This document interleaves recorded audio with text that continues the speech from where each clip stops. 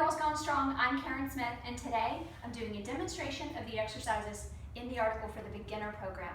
These are the exercises that we want to make sure that you have a good foundation before you move on. The great thing is the program can be for either goal, strength or fat loss. The key is, if you're going for strength, you're going to slow things down, do fewer reps, and increase your weight. Where if you're going for fat loss, you're going to keep your weight light and you're going to go longer with shorter rest. So same exercises, it just depends on how you tie them into your program. But we want to make sure that you know how to do them first. And the important thing is that you have a proper hip hinge because most of the exercises lead from there.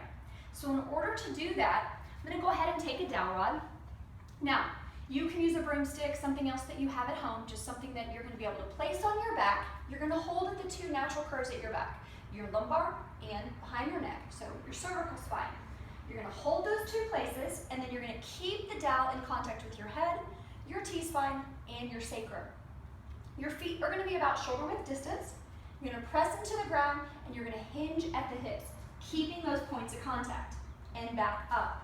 So you're going to pattern this move either with a dowel rod or reaching for the wall to make sure that it's really solid before you move on. The first two exercises in the program are two different type of hip hinges.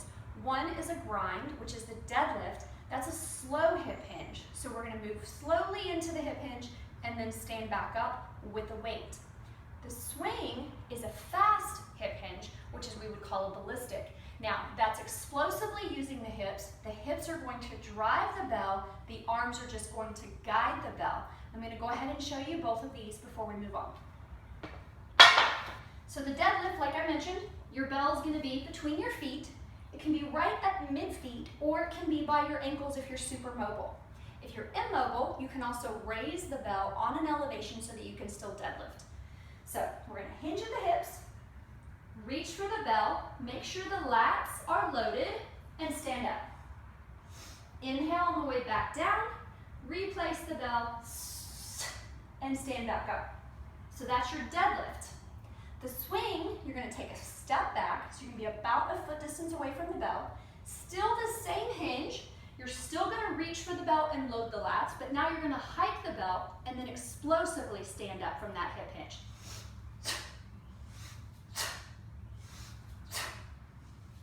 And then safely set the bell back down. So as you can see, deadlift is slow, same hip hinge. The swing is fast, it's ballistic.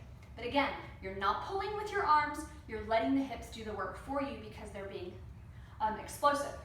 So those are the first two hip hinge exercises. The next exercise is a full body exercise.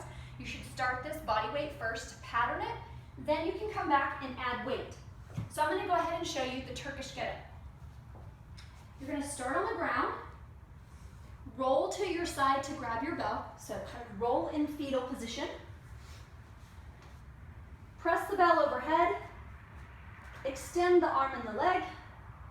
You're going to drive through this elbow and both feet up to the forearm, the palm, swoop through, hinge, in the lunge position, stand up. You're going to take big step back, windshield wipe and hinge back to the ground. Look at your bell, kick back through, back to your forearm, and back to the ground. From there, you would turn around or halo the bell around your head and continue on the other side. The next exercise in the article is the squat. Now, the squat is the main exercise here that is not a hip hinge, okay? The difference in a hip hinge and a squat is for the hinge, you're hinging at the hips, keeping the shins fairly vertical, but your shoulders are higher than your hips. In a squat, especially the goblet squat, we're thinking a rock bottom squat, or as low as you can go for right now. But squatting, your hips and your shoulders descend at the same rate, so go up and down together. But we will hinge to grab the bell, bring it to the chest, then from here, you're going to pull yourself down in between your knees, pause momentarily, and stand back up. Pull back down, pause, and stand back up. Then safely set the bell down. So far, hip hinge, deadlift, swing, Turkish get up, and goblet squat. Those are all of our kettlebell exercises that you're gonna do. The other two that I've added into the article are gonna be a row and a push-up. Now these are standard exercises that you can do with other equipment.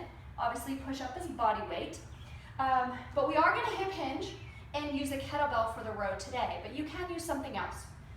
So I'm gonna hip hinge, I'm gonna reach for the bell. At this point, I'm again gonna make sure that my lat's engaged, and I'm gonna pull the bell to my hip and back down. Pull and back down. If you want to advance the program and you can do pull-ups, it's fine to substitute a pull-up for the row. You can absolutely do that. The next thing that you're going to do is focus on the push-up. Now, push-up is body weight.